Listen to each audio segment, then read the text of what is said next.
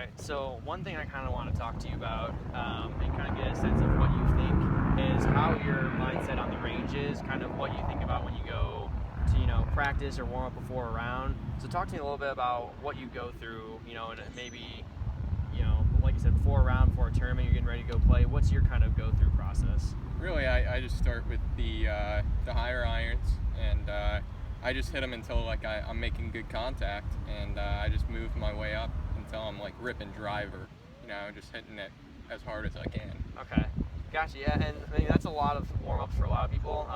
One thing I kind of want you to kind of think about as maybe you're going before a tournament or some practice sessions on the range is maybe try and imagine a hole on the course. So let's take number one here, for example.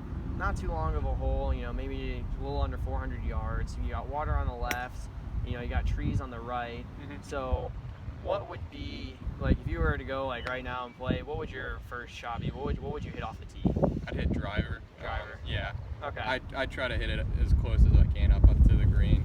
Okay.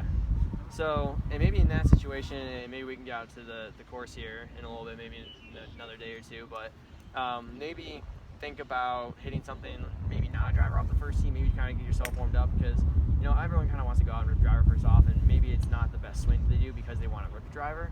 So maybe, we'll take a high or an iron, because like I said, how do you feel with the, your 3-wood or your off the tee, or maybe your long irons? Yeah, okay with those? I feel good with my 3-wood and my long irons pretty recently. So. Okay, gotcha, yeah. So maybe one thing we'll do here and just kind of, walk me through the first hole, and let's say instead of hitting a driver, you're going to hit a 4-iron off the tee.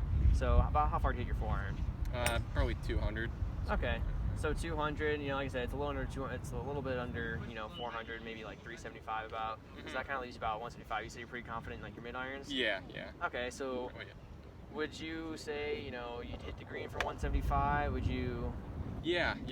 Honestly, I hit my 6 about as good as I hit my pitching wedge. So it's, I guess, really being that far back isn't really that bad. It could be really a benefit. And I mean, it also is going to take the water out of play, which is a key component, because it just takes the danger out of the way. So let's say you hit a 6-iron, now you're on the green. Let's say 20, 25 feet. How comfortable are you in your putting game? You hitting that pretty well? Or? Yeah, I've been putting pretty well. Okay, so I mean, right there, let's say you took a driver out and you pulled it left like you have sometimes, or maybe you slice it right into the trees. Well, that's going to take a birdie play out of contention. So now you put yourself in the fairway. You got yourself on the green. You're at least, it might not be the closest putt, but you're at least giving yourself a putt, for birdie now.